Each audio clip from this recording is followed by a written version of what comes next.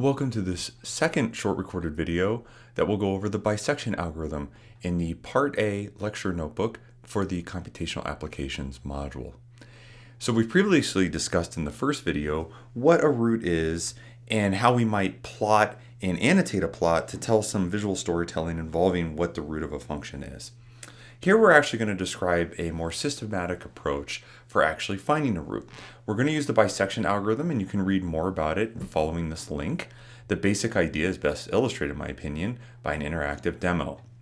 So recall that we use widgets to create interactivity. Widgets are very useful for illustrating concepts and exploring ideas.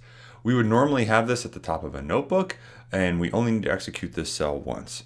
So we do this so that we can get all of our widgets in place, and I have a suggested activity for students.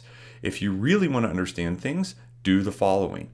Update the docstring in compute bisection, this function below, to describe 1, the role of the various parameters, and 2, what variables, if any, the function returns. Add at least one doc test as well. These are, again, very useful things to do. It helps with making sure you understand things by being more engaged with this material as you're working through it. So this bisection algorithm is actually fairly straightforward. What we're doing is passing a function, and we're treating it as the variable f, but you could just be passing a lambda function into that argument. Some anonymous function is treated like f within this particular piece of code. And then a and b, the idea is that a and b form a bracket around the root. A should be less than b. If it's not, we return a value error that the bisection algorithm requires a less than b. And we need to make sure that f of a and f of b are different signs. If they're the same sign, then their product will be greater than 0, and that will return a value error as well. So what we're trying to get are a value a and b, where a is less than b, and f of a and f of b have different signs. One is positive and one is negative, because that means that somewhere between a and b is a root, where the function is equal to 0. N is the number of iterations for the bisection algorithm, and then 1 times 10 to the negative 5 is how small we're going to let the interval become before we stop the algorithm. And the tolerance in f is how small we're going to let the function value be before we say it's good enough, it's close enough to 0, and we again stop the algorithm.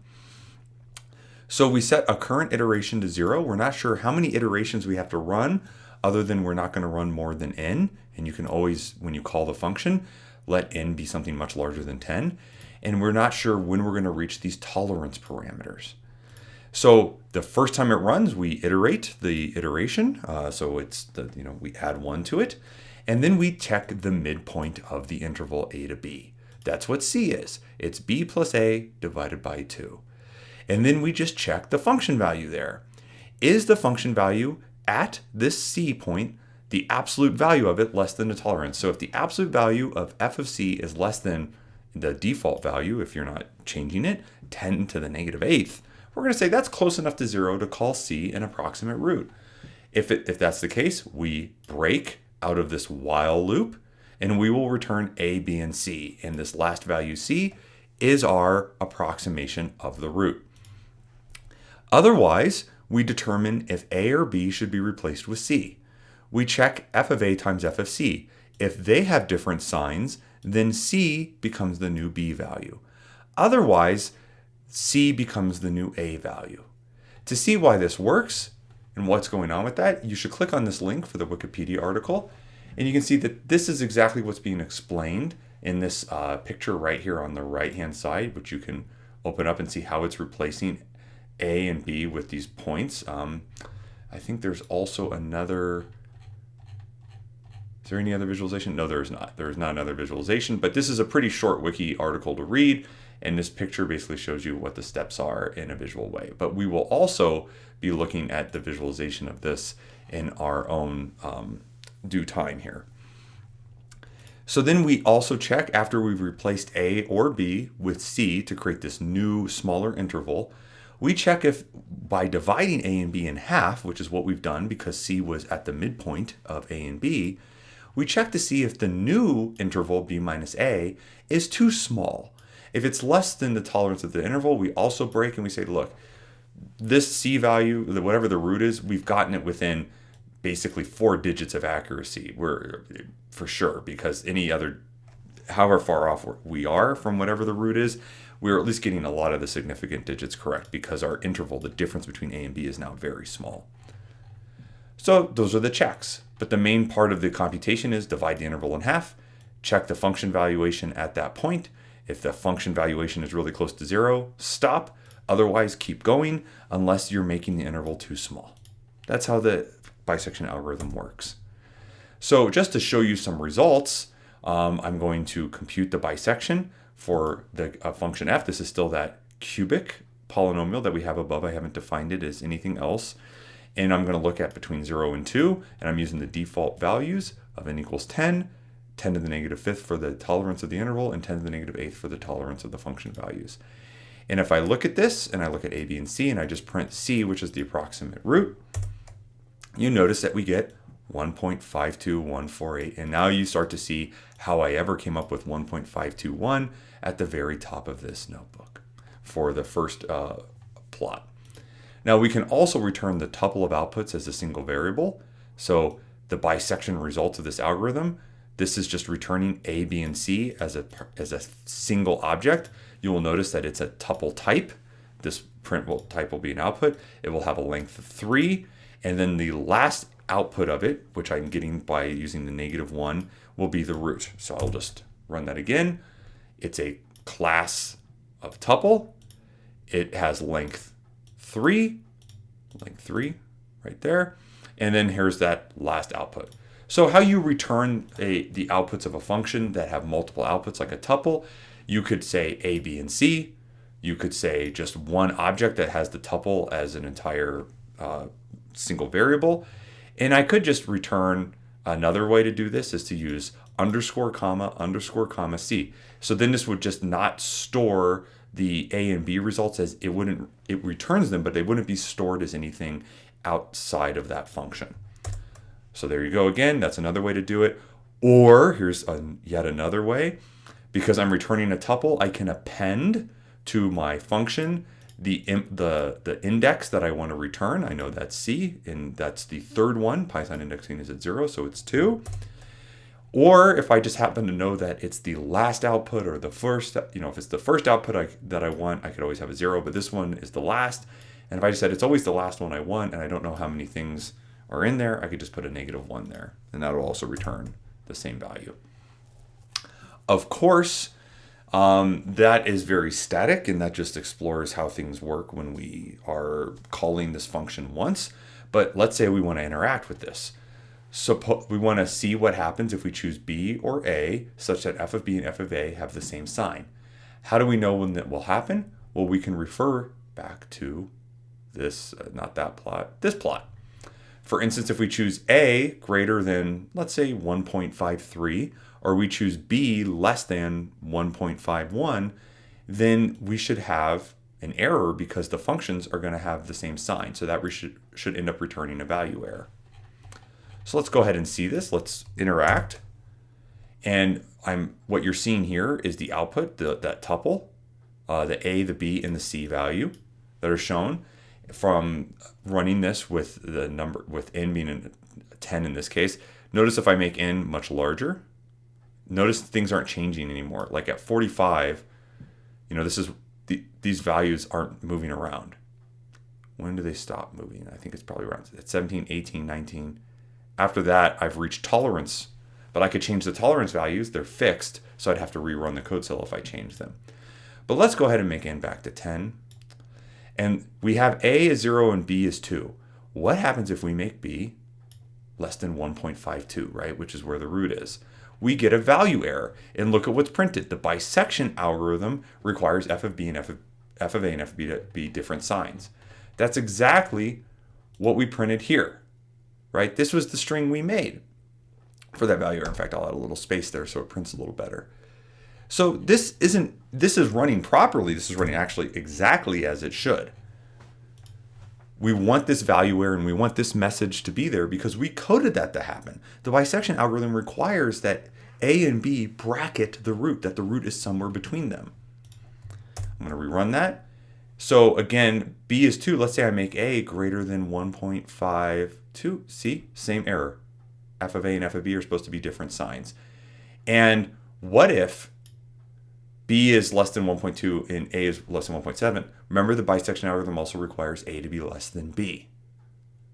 So that's how we've coded it up. So we're getting the correct error messages. It's actually running correctly by returning errors. We want to return errors when we're asking the algorithm to do something that it can't work on. We need to have a less than b and f of a and f of b to be different signs. So just because there's errors that show up doesn't mean things aren't working. It could be that the code is functioning exactly as it was intended to write. We can also play with other lambda functions. But what is going on with all the errors as we try different values of b in the code? That's a good question. So for this lambda function, notice I never define an f again. It's a completely anonymous function. I'm just passing to the compute bisection algorithm the following function: sine of x cubed minus x minus 2. So I'm just going to go ahead and run this. And notice I have an error right away with a is 0 and b is 2. And if I start moving b around, okay, there's no errors there. Now there's more errors. No errors, more errors, no errors, more errors, no errors, more errors. What's happening, right? We keep getting errors, and like sometimes there's no errors, sometimes there's errors. Why is that? And the errors are all about f of a and f of b being different signs. Well, the hint is sine is oscillating, right? Sine oscillates between -1 and 1. So we're changing the sign, the sign sign of the function values, by changing the endpoints, a and b. In this case, we were just changing b. Now we really need to plot the function to see what's going on. So here's another suggested activity. After looking at the plots below, or after making your own, again, create new code cells, always explore. You should always be exploring and creating new code cells, editing the code cells. Really make this your own. Enter in more reasonable values for a and b in the widget above to see the different routes we could approximate as long as we used suitable initial values for a and b. So again, I used the plot tools for roots that we saw in the first recorded video at the top of this notebook, and I'm passing that lambda function in, and this is a new object that I'm creating, so I just named it fplot_new. Look what happens when I plot it between 0 and 2, which were the initial a and b values, the initial values that I used there.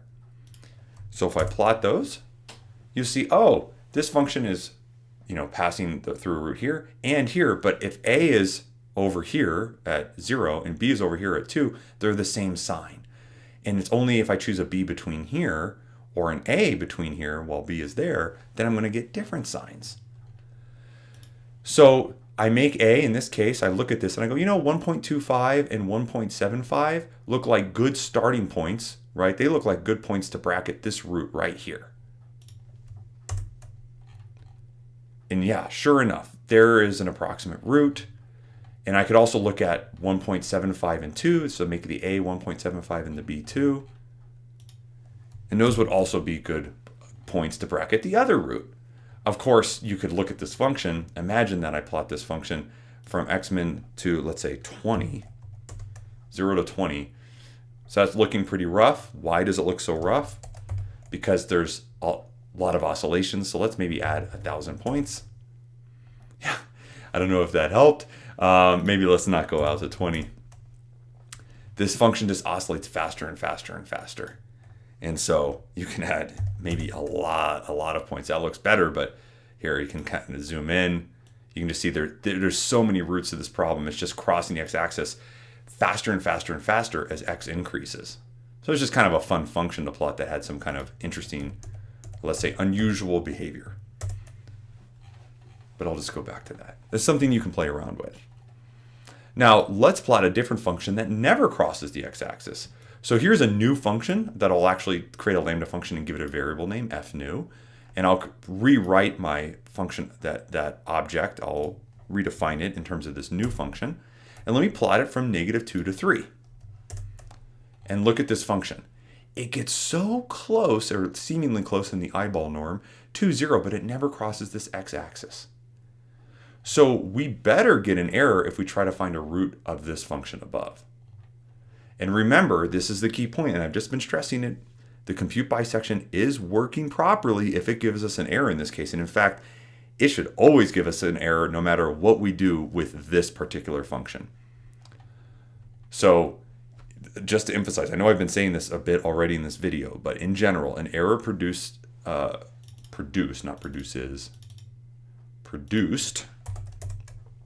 by a code does not mean that there is an error in the code.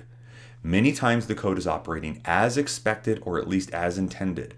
Many errors are in fact user errors, where the user tries to use the code in a way that it is not intended to be used, which causes an unexpected error. When an error is returned by the code that it is written to catch, such as the compute bisection algorithm is, then this is an expected error that the programmer knows, either through domain-specific knowledge or by testing code with users and gathering feedback, may happen. Like, we know that it may be the case that the function that you give an a and a b where you don't bracket the root, because the a and the b produce f of a and f of b of the same sign. So that's an expected error, and we want to be able to catch expected errors, but you're never going to be able to catch every unexpected error, because you can't control what the user's doing. Users can do the craziest things. There's no catching every unexpected error. There just isn't. But again, if we run this, we're always going to get this value error. F of a and f of b are, needs different signs. It's required for the bisection algorithm, and no matter what a's and b's you pick, it's never going to work. So again, what is the bigger lesson here? Plots are really useful, and we should often do some initial, let's call it grunt work, on examining the problem we are asked to solve to make sure that we actually set it up correctly. The compute bisection algorithm was not failing just because it gave us errors. It was functioning exactly as it should.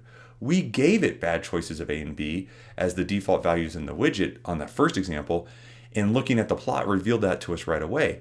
Or there might not even be any a and b that we could pick, as we just saw with the most recent example. So while we may not always be able to plot a function for many reasons, like it might take too long to evaluate the hundreds to thousands of times necessary to make a reasonable looking plot, or the dimension of the input space is maybe way too high to properly visualize. You could have a function that depends on like 30 variables. I don't know how you're going to plot that. We should always try to visualize the data in some way associated with a problem. We should do it some way, somehow, to orient ourselves properly on the problem. And that again goes to why we started with creating a plot tools function, why I was kind of obsessing with creating that object and using that to set up problems. So I think now we're set up for the next part, where the next video will go over how we create a bisection class. Thanks for listening, and I'll talk to you in the next video.